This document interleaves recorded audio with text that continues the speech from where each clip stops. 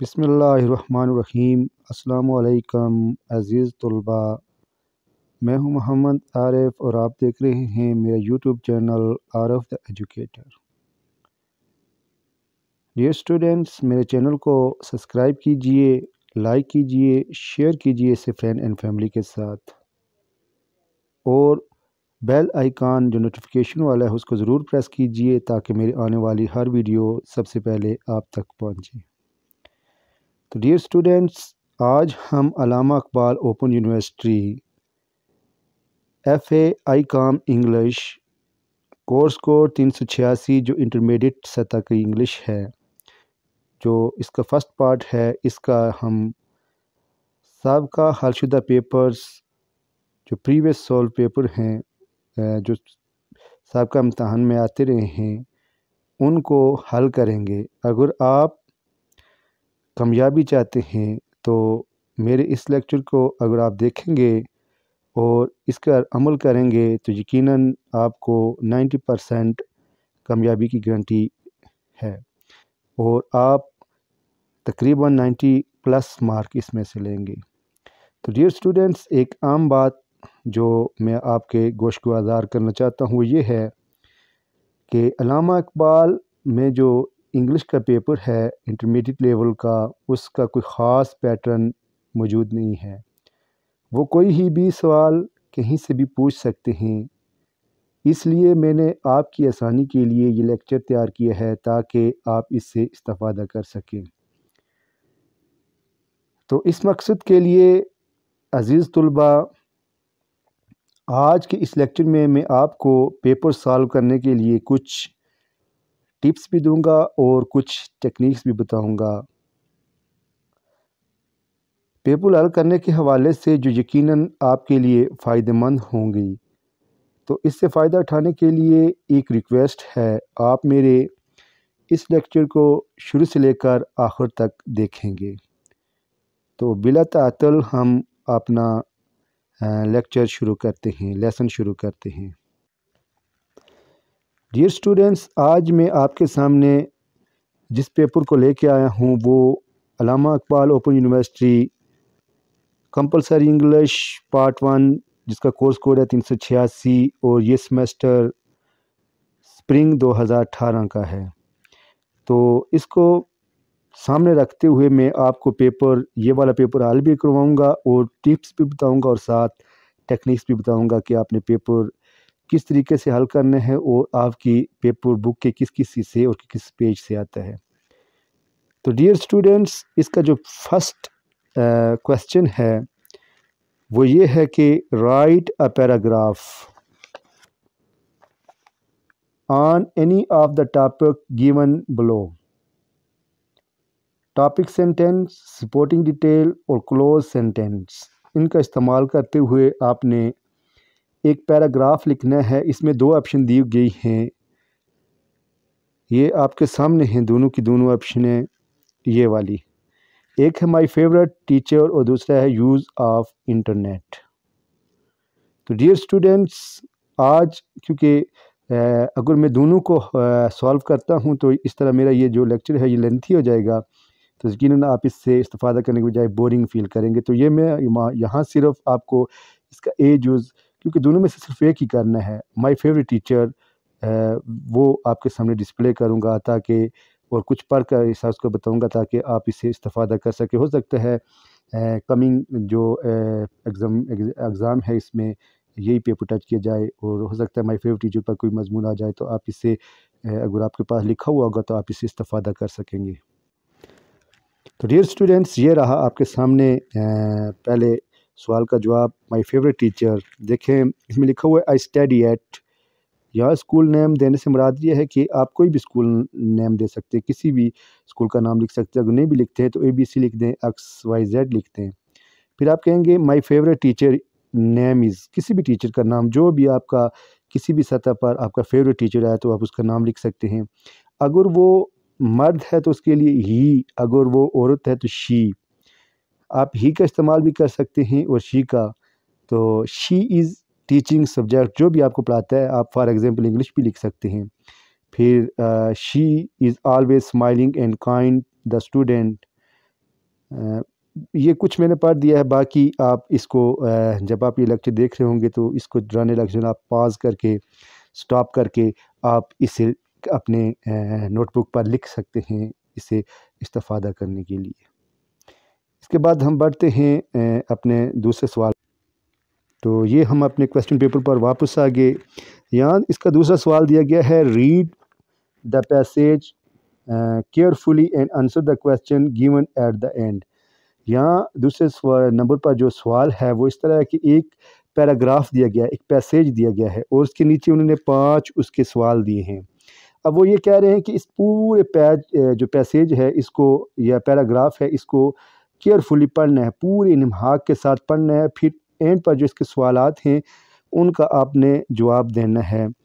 तो वो किस तरह से आप देंगे उसकी भी मैं आपको टेक्निक्स बता देता हूँ। वो इस तरीके से है कि उन्होंने ये सवाल पूछा है, ये देख ले, what kind of pollutants contaminate the food supply. तो इसका जवाब ये, अगर आप पैरे में देखें तो मैंने कुछ ये रेड मार्क किया हुआ है, वहाँ से आप इजीली आप इसको देख सकते हैं। ये बड़ा इजी होता है। ये यूँ समझ लीजिए कि ये जो 10 नंबर हैं ये वो आपको यूँ कह लें गिफ्ट दे रहे हैं, यूँ समझ लीजिए गिफ्ट दे रहे हैं, क्योंकि इस पैरे को पढ़ना है अगर आप थोड़ी सी इंग्लिश को समझते हैं तो आप इसका जवाब इजीली दे सकते हैं।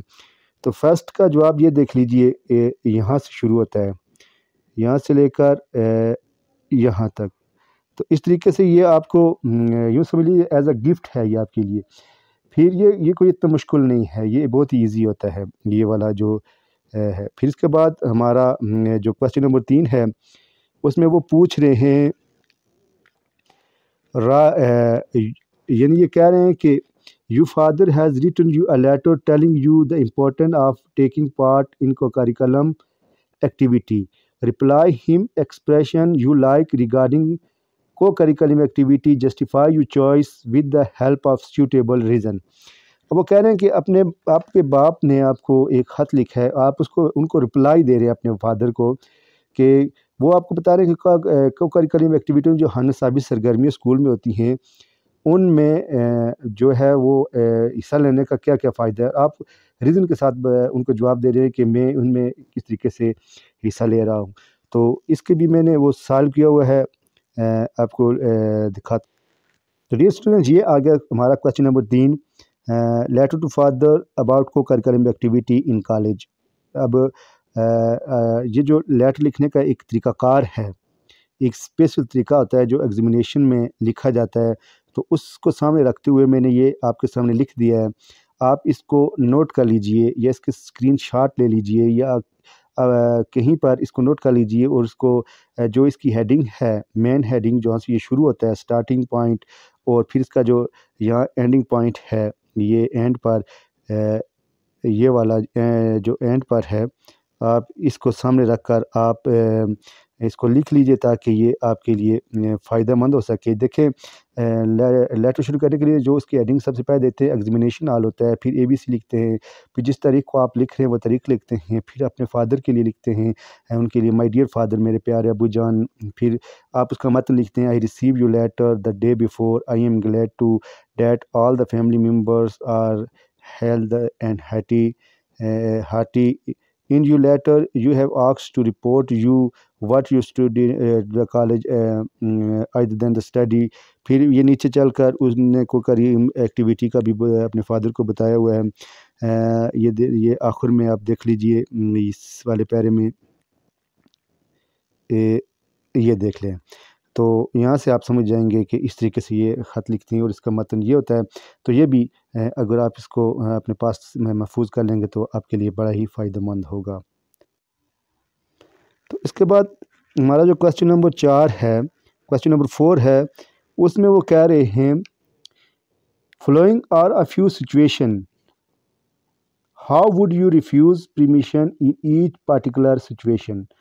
यहाँ कुछ सिचुएशनें क्लियर की गई हैं, सूरत हाल बयान की गई है, उन सूरत हाल को मद्देनज़र रखते हुए आप उनकी किस तरीके से उनके जो आपसे इजाज़त तलब कर रहे हैं तो उनकी इजाज़त को किस तरीके से आप उनको मना करेंगे। तो इसका जवाब ये देख लें, रिफ्यूजिंग परमिशन। ये अगर आप इसको डिटेल में पढ़ना चाहते हैं तो ये जो आपकी कोर्स कोड 386 बुक है, इसका पेज नंबर 59 है, उस पर ये डिटेल के साथ दिया गया है। इसमें ये उन्होंने कहा है कि जो रिफ्यूजिंग के लिए वर्ड इस्तेमाल होते हैं वो हैं I am afraid, I could let you know, I am sorry you can't, I don't really think you should, I can't possible, I did not like to but. तो ये सवाल नंबर 4 का जवाब है। और इसकी डिटेल के लिए अगर आप पढ़ते हैं तो अपनी किताब जो है उसके पेज नंबर 59 पर जाकर आप इसकी डिटेल पढ़ सकते हैं, वहाँ आप इसको अंडरलाइन या हाईलाइट कर सकते हैं, क्योंकि मैंने कहा है कि मैं साथ साथ आपको टिप्स एंड टेक्निक बताऊंगा। तो अगर आप मेरी टिप्स और टेक्निक को फॉलो करेंगे तो यकीनन कामयाबी की गारंटी है। डियर स्टूडेंट्स, इसके बाद जो नेक्स्ट क्वेश्चन है वो है क्वेश्चन नंबर 5। उस पर कह रहे हैं right a paragraph on musical concert you have recently attended. Use some of the cohesive linker given below. So, therefore, despite, even, at least, finally, first. In cohesive linker को इस्तेमाल करते हुए एक पैरा लिखिए। तो ये आगे हम इसके जवाब पर cohesive linker ये वाले वर्ड हैं so, therefore, despite, even, at last, finally, first। इन अल्फाजों का इस्तेमाल करते हुए एक पैरा लिखना है। तो इसके लिखने के लिए अगर आप मुकम्मल इसका इस्तेफ़ादा करना चाहते हैं, इस क्वेश्चन नंबर 5 का जवाब है आपकी जो बुक है उसके पेज नंबर 148 पर। तो वहाँ जाकर आप इसको डीपली स्टडी कर सकते हैं। वहाँ ये कुछ दिया हुआ है, ये देख लें इस तरीके के साथ। Ali has usually had breakfast at, यहाँ लगेगा सिंस, ये नीचे जो 5 अल्फाज दिए हुए हैं, he was the primary school. इस तरीके के साथ आप इसको हल कर सकते हैं। नेक्स्ट क्वेश्चन, हमारा जो नेक्स्ट क्वेश्चन है वो क्वेश्चन नंबर 6 है। इसमें वो पूछ रहे हैं how will you describe your neighbour in paragraph using the close given below. आप अपने पड़ोसी को एक पैराग्राफ में बयान करना चाहते हैं तो किस तरीके से करेंगे। जो ये नीचे कुछ अल्फाज दिए हुए हैं और साथ ही ये खाली जगह दी हुई है, तो ज़ाहिर बात है आप इसको किस तरीके से करेंगे। सबसे पहले उन्होंने पूछा इसकी फ़िज़िकल अपीयरेंस कैसी है, फिर उसकी पर्सनैलिटी, फिर उसका टेम्परमेंट, फिर उसकी हैबिट्स, फिर उसकी बॉडी लैंग्वेज कैसी है। तो ये देखिए हम इसके जवाब पर आगे फ़िज़िकल अपीयरेंस के लिए जो अल्फाज इस्तेमाल होते हैं उसकी आप एज लिखेंगे, ठीक है। फिर उसका लिखेंगे बुल्ड, यानी उसकी बॉडी स्ट्रक्चर कैसा है, फिर उसका कम्प्लेक्शन कैसा है, फेयर है, डार्क है, फिर उसका जो है फेशियल फीचर, चेहरे के तासरात देखेंगे, फिर हेयर, उसके बाल, फिर उसकी हाइट, इसी को सामने रखते हुए ये है ये इस तरीके से भी आप बयान कर सकते हैं। एज, हाइट, हेयर, आइज़ और ड्रेस, उसकी उम्र, उसका कद, उसके जो कद कदामत है वो, उसके बाल, उसकी आंखें, उसका ड्रेस कैसा है, इस तरीके से। फिर उसके बाद साथ ही कुछ और अल्फाज हैं, ये भी आपकी जो बुक है उसके पेज नंबर 83 टू 85, ये 3 पेज हैं जिस पर इसकी पूरी डिटेल दी हुई है। अगर आप वहाँ से आप इसको पढ़ेंगे, जाकर हाईलाइट करेंगे तो ये बहुत ईजी हो जाएगा। ये भी 10 नंबर बड़े ईजी हैं। फिज़िकल अपीयरेंस में आप उसके लिख सकते हैं जैसे उसकी हाइट शॉर्ट है, एवरेज है, टॉल है, he is a tall man, he is a short man, he is a average man.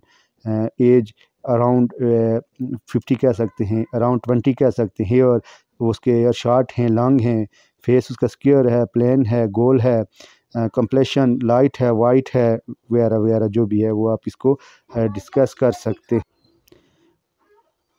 फिर नेक्स्ट जो इसमें वो पूछे गए हैं, फिर उसकी है पर्सनैलिटी में आप उसको ऑनेस्ट कह सकते हैं, डिवोटेड कह सकते हैं, इंटेलिजेंट कह सकते हैं। ये अल्फाज उसकी ऑनेस्टी के लिए आप डिस्क्राइब करेंगे। फिर उसके अलावा फिर उसकी टेम्परमेंट में आप उसको कह सकते हैं ये हार्ड वर्किंग है, ये एग्रेसिव है, ये लॉयल है, ये सेल्फिश है, ये इसका टेम्परमेंट आ गया। फिर उसकी हैबिट्स में आ गया, वो हैबिट्स में क्या करता है, गार्डनिंग करता है, रीडिंग बुक करता है, स्टोरी टेलर है, वाचिंग टीवी जो टीवी देखता है, वगैरह वगैरह जो भी है। फिर उसकी बॉडी लैंग्वेज में आप उसको कह सकते हैं एक्टिव है, सेंसिबल है, सेंसिटिव है, मूडी है या स्ट्रिक है, जो भी है, केयरफुल है, स्किलफुल है, जो भी है आप उसकी इस तरीके से बयान कर सकते हैं। तो फिर क्वेश्चन नंबर 6 के बाद हमारे पास क्वेश्चन नंबर 7 आ जाता है। इसको भी हल करने की टेक्निक्स में अभी आपको बताता हूँ। इसका है जी सवाल पहले वो जो पूछ रहे हैं, here are some informal greeting expression, read them carefully and write to informal reply to each of them. अब ये सवाल पूछ रहे हैं कि यहाँ हमने कुछ ग्रीटिंग एक्सप्रेशन दिए हुए हैं बयान करने के लिए, तो आप इनको पढ़ें और इनफॉर्मली गैर रस्मी तरीके के साथ इनका जवाब आप किस तरीके से देंगे। तो इसको अगर आप स्टडी करते हैं तो डीपली स्टडी करते हैं इन ग्रीटिंग्स को, फॉर्मल ग्रीटिंग, इनफॉर्मल ग्रीटिंग जो जो भी इसमें दी हुई हैं, तो आपकी जो बुक है उसका पेज नंबर 30 है जिस पर ये डिटेल के साथ दी हुई हैं। तो ये डियर स्टूडेंट, ये हम आगे इसके जवाब पर इनफॉर्मल ग्रीटिंग्स और इसका इनफॉर्मल रिप्लाई क्या है। मॉर्निंग, हाउ इट्स गोइंग, आप कहेंगे ओके एंड यू।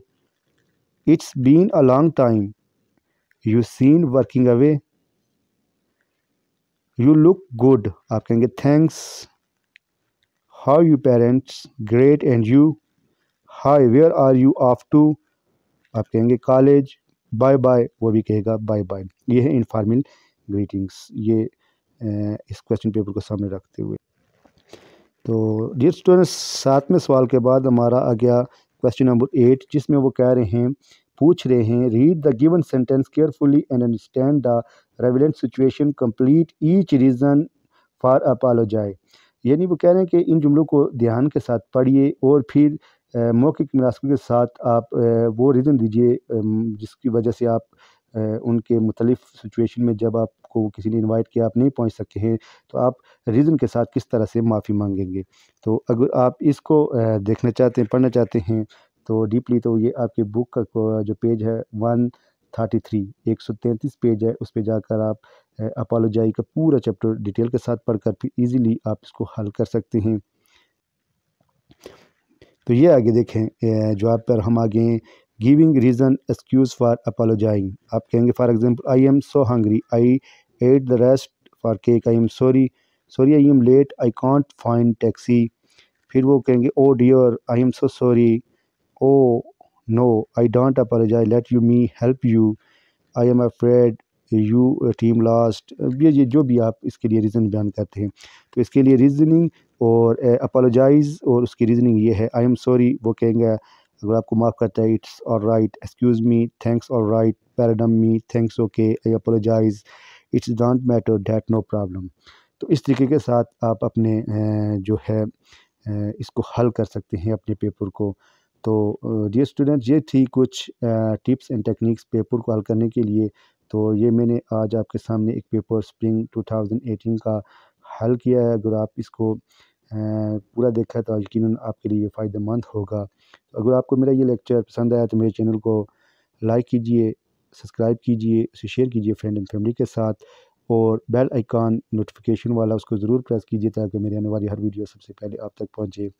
इस दुआ के साथ आपसे इजाज़त चाहता हूँ कि अल्लाह तबारक व तआला ज़िंदगी के हर मैदान में आपको कामयाब करे और नाकामी आपके पास से होकर भी ना गुज़रे। अस्सलामु अलैकुम, खुदा हाफिज़।